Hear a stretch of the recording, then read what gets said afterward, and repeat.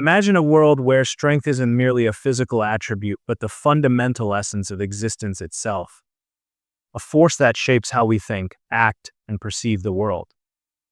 Philosopher Friedrich Nietzsche challenged the very foundation of morality, compassion, and human nature. This thinker dared to question what most of us take for granted. What if the values we are taught to cherish, kindness, humility, and forgiveness, are not signs of virtue, but chains that bind us? What if these ideals, so deeply ingrained in our collective consciousness, are tools of suppression rather than liberation?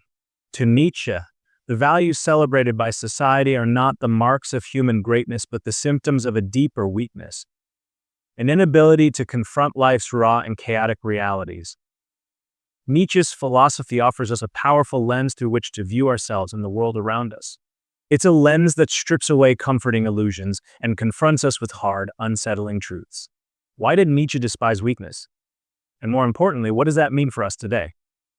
This exploration is not for the faint of heart. It's a journey into the depths of human potential and the forces that hold us back. Stay with us, because the insights we'll uncover could profoundly reshape the way you see yourself, your choices, and your place in the world. Redefining weakness, a challenge to mediocrity. At the core of Nietzsche's philosophy is a relentless critique of weakness, not just the weakness we perceive in others, but the weakness that resides within each of us. But what did Nietzsche mean by weakness? It's important to understand that his disdain wasn't directed at physical frailty or the inevitable struggles that all humans face. Rather, Nietzsche was pointing to something deeper and more pervasive, a mindset of surrender. Weakness, in Nietzsche's view, is not a condition of the body but of the spirit.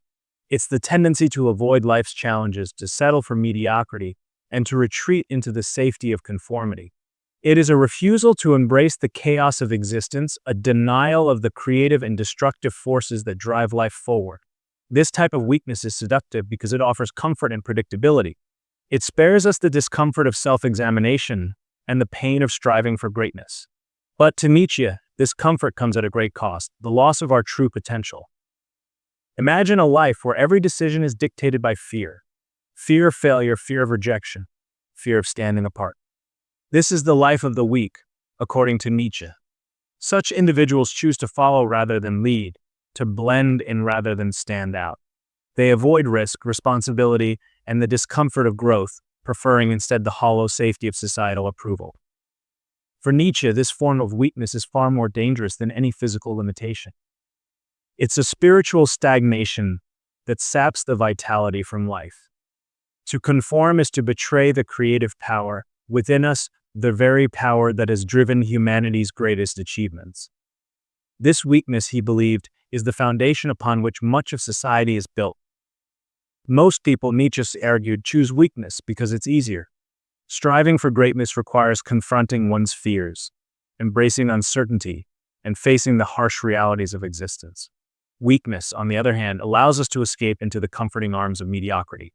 It's a mindset that values security over risk, complacency over ambition, and conformity over individuality. But Nietzsche's critique goes deeper than this.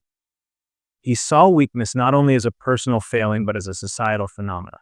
The values that dominate our culture, kindness, humility, self-sacrifice, are, in his view, symptoms of this spiritual weakness. These values, Nietzsche claimed, are tools used to justify inaction and suppress individuality. They encourage us to accept our limitations rather than challenge them, to settle for less rather than strive for more. Think about your own life. Have you ever chosen the path of least resistance? Have you ever conformed to societal expectations, even when they conflicted with your deepest desires? These moments, Nietzsche would argue, are instances of weakness. They are reminders of the constant battle within us, the struggle between the desire for comfort and the drive for greatness.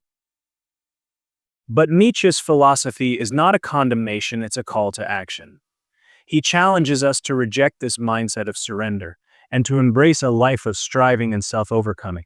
Weakness, he believed, is a choice.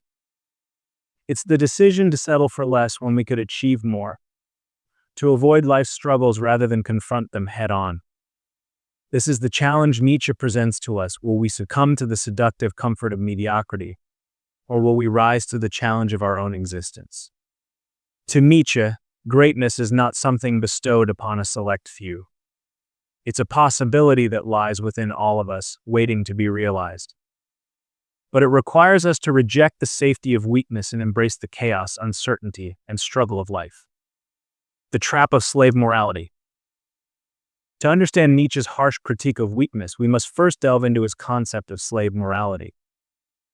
This is the idea central to his philosophy, encapsulating his sharp critique of societal values and their origins, particularly those shaped by organized religion and cultural norms.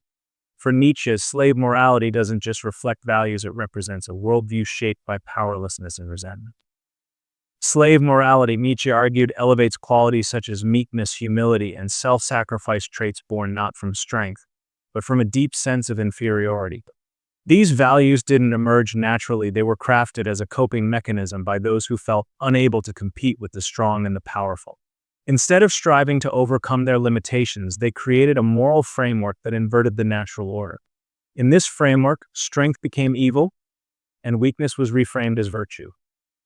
Imagine a scenario where someone feels powerless in the face of ambition or success. Rather than seeking to develop their own strength, they might declare ambition itself as selfish or destructive, framing their own passivity as moral superiority. This is the essence of slave morality, a value system that, rather than inspiring greatness, glorifies complacency. Do you recognize this pattern in modern society?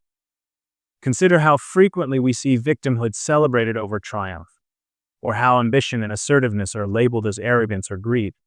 Think about the ways in which society often rewards conformity while casting suspicion on those who challenge the status quo. Nietzsche believed these patterns were deeply rooted in the morality of the herd, a morality that stifles individuality and suppresses the drive for personal excellence. Slave morality, according to Nietzsche, fosters a culture of mediocrity. By glorifying weakness and condemning strength, it discourages individuals from pursuing their full potential.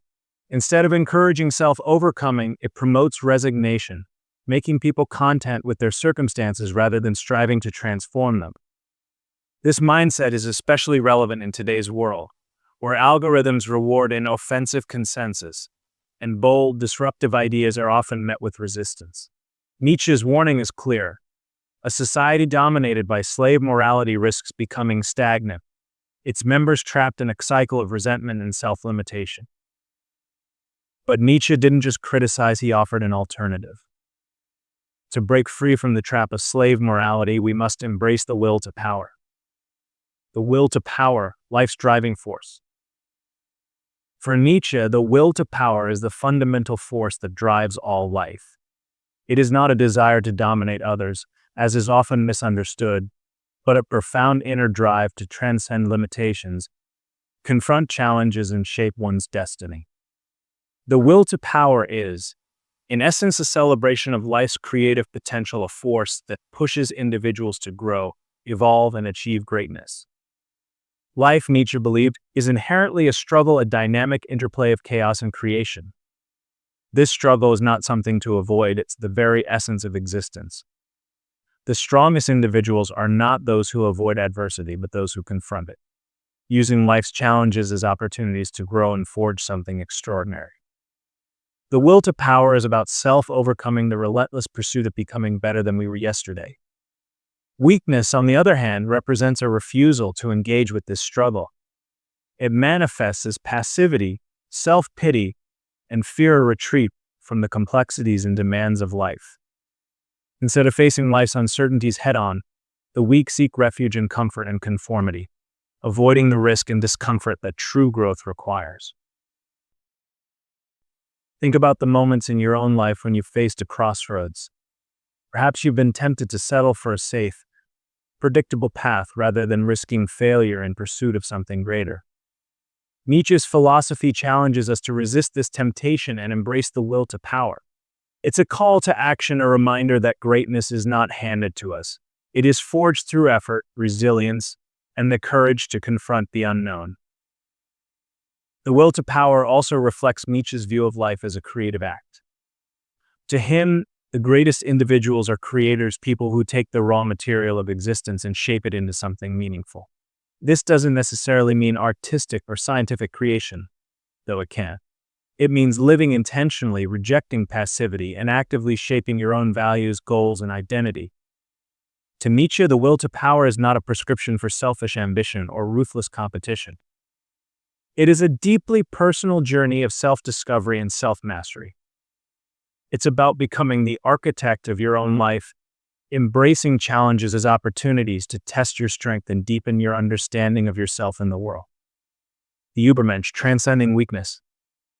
At the heart of Nietzsche's philosophy lies the concept of the Übermensch, translated as the Ubermen or Superman. The Übermensch is not a mere figure of physical superiority or dominance. Instead, it represents the apex of human potential, a transcendent individual who rises above conventional morality, societal norms, and the constraints imposed by external authorities. For Nietzsche, the Übermensch embodies a life of creation, self-overcoming, and authentic existence. The Übermensch rejects prepackaged values handed down by religion, tradition, or culture. They recognize these systems as relics of a slave morality designed to keep individuals docile and dependent. Instead of adhering to these inherited beliefs, the Übermensch creates their own values, ones that reflect their inner truth, individuality, and the raw potential of existence. But why is this ideal so rare? Nietzsche believed that society actively discourages individuality through systems of control. Whether through religion, politics, or cultural expectations, these systems prioritize stability over growth, conformity over creativity, and obedience over freedom. These mechanisms create an environment where true individuality is seen as dangerous or disruptive. Take a moment to reflect on this in the context of your own life. How often have you been encouraged to fit in, to follow established rules, or to suppress your unique perspective for the sake of harmony? Nietzsche saw such pressures as barriers to self-actualization. In his view, society thrives on mediocrity because mediocrity is predictable, manageable, and safe. The Übermensch, by contrast, embraces risk and uncertainty. They see life as a canvas upon which to paint their own masterpiece. They do not seek validation from others, nor do they conform to the expectations of the herd. This rejection of societal constraints requires immense courage, as it often means walking alone. But for Nietzsche, this loneliness is the price of true freedom and fulfillment. Achieving the state of the Übermensch is not about perfection, it's about becoming. Nietzsche famously said, "Become who you are." This is the essence of the Übermensch, the constant striving to transcend limitations, forge new paths, and live authentically, even in the face of resistance. Rebellion against the herd mentality. Nietzsche's critique of herd mentality is one of the most enduring aspects of his philosophy, and its relevance in the modern world is striking. In Nietzsche's time, the herd referred to societal norms dictated by religion, tradition, and rigid moral systems. These norms discouraged individual thought and encouraged people to follow the crowd, finding comfort in sameness rather than confronting the discomfort of individuality. Today, the herd mentality has evolved but remains equally pervasive. It manifests in new and insidious ways through social media, mass culture, and the pressures of global conformity. Think about how algorithms on social platforms reward popularity over authenticity. They amplify messages that resonate with the majority while suppressing dissenting or unconventional voices. The result: a digital landscape that often values compliance over originality and shallow engagement over deep thought. Consider how often we filter our opinions, emotions, and actions to align with societal expectations. How many times have you hesitated to share a controversial idea or pursue an unconventional dream out of fear of judgment? These are moments when the herd mentality exerts its influence, subtly shaping our behavior and suppressing our individuality. Nietzsche saw this conformity as the greatest threat to human potential. The herd, he argued, thrives on fear of failure, fear of rejection, and fear of standing apart. It encourages people to seek safety in numbers, avoiding the risks and challenges that come with individuality. But for Nietzsche, true strength lies in the willingness to stand alone, to rebel against the collective mindset, and to forge a unique path. Breaking free from the herd mentality is no easy task. It requires a conscious effort to reclaim one's authenticity and embrace discomfort. Authenticity, in Nietzsche's view, does not mean rejecting society altogether. It means living in alignment with your own values, even if those values conflict with societal norms. It means resisting the urge to conform and daring to be different. Imagine a world where people prioritize authenticity over approval, innovation over compliance, and growth over comfort.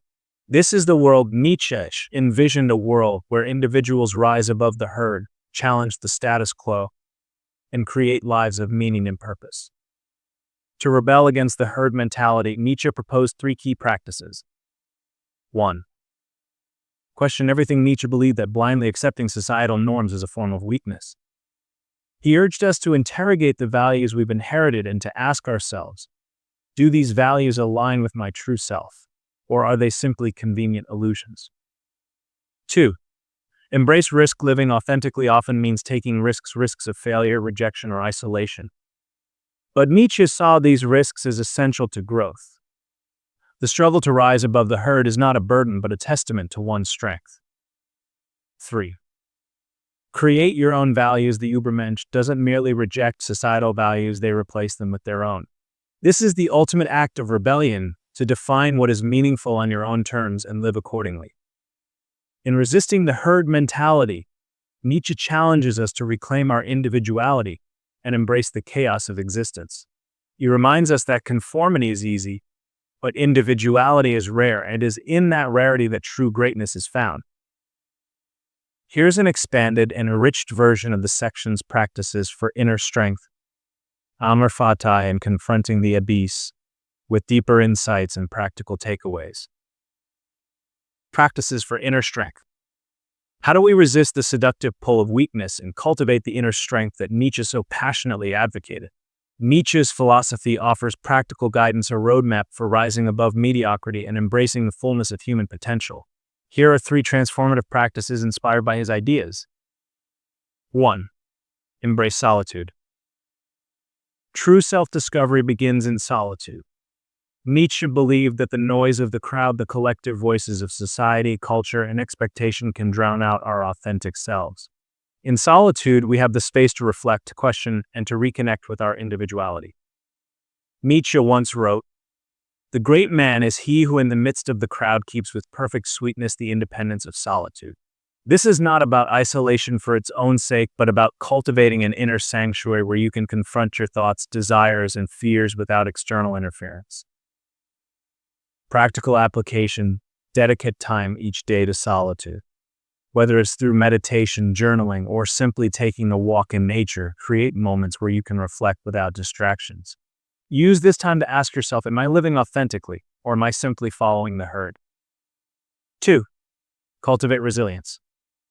Nietzsche's famous words, "What does not kill me makes me stronger," encapsulate his belief in the transformative power of adversity. Challenges are not barriers to avoid, but opportunities to grow, to test our limits, and to emerge stronger. Resilience, for Nietzsche, is the ability to face life's hardships with courage and to view setbacks as stepping stones to greatness. Practical application. The next time you encounter a challenge, resist the urge to retreat or complain. Instead, ask yourself, what can I learn from this? How can this experience refine me? By reframing difficulties as growth opportunities, you'll cultivate the strength to face even greater obstacles. 3. Take responsibility. Nietzsche championed the idea of radical responsibility. This doesn't mean ignoring systemic challenges or denying the impact of external forces. Instead, it's about refusing to let those forces define you. To take responsibility is to acknowledge that while you may not control everything, you always control your response, and that response shapes your destiny. Practical application. Identify areas in your life where you've ceded control or blamed external circumstances. What small steps can you take today to reclaim agency? Remember, every act of responsibility is an act of empowerment. Unpacks, loving your fate. Central to Nietzsche's philosophy is the concept of amor fati, the love of fate. At first glance, this might sound like resignation, but Nietzsche's idea goes far beyond passive acceptance. Amor fati is about actively embracing everything life offers, its joys and sorrows, triumphs and struggles as essential parts of your story. For Nietzsche, life's hardships are not curses to be avoided, but necessary elements of growth. To love your fate is to see every experience, no matter how painful, as a building block of your character. This perspective transforms suffering from something to endure into something that enriches and strengthens you. Imagine living with this mindset. Instead of resenting challenges, you view them as the fire that forges your spirit. Instead of fearing failure, you see it as an inevitable and valuable part of the journey towards success. Practical application. Begin each day with the intention of embracing whatever comes your way. When faced with difficulty, remind yourself, this too is part of my journey. How can I use this to grow over time? This practice will transform your relationship with adversity, allowing you to navigate life with grace and strength. Confronting the abyss. Few of Nietzsche's ideas are as profound or as unsettling as his concept of the abyss. He famously warned, when you gaze long into an abyss, the abyss also gazes into you.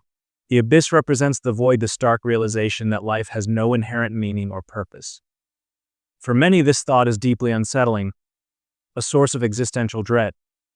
But for Nietzsche, it was a call to action. The absence of meaning, Nietzsche believed, is not a curse but an opportunity. It frees us from the constraints of inherited values and allows us to create our own. The abyss challenges us to confront life's uncertainties and chaos with courage and creativity. It asks us to become the authors of our existence, to carve meaning out of the void. Confronting the abyss is not for the faint of heart. It requires us to face our fears, question deeply held beliefs, and embrace the uncertainty of existence. But Nietzsche believed that those who dare to confront the abyss gain the freedom to live authentically and powerfully. Practical application. When you feel overwhelmed by uncertainty or doubt, resist the urge to retreat. Instead, lean into the discomfort. Ask yourself, what meaning can I create in this moment? What values will guide me through this challenge? By embracing the abyss, you transform fear into freedom and uncertainty into possibility. Final reflection. The call to inner strength. Nietzsche's philosophy is not a comforting doctrine.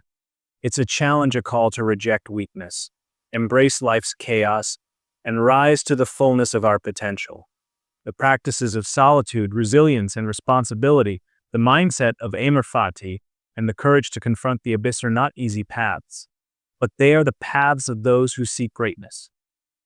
So will you answer Nietzsche's call? Will you rise above the herd and forge your own path? The choice is yours, and it begins now.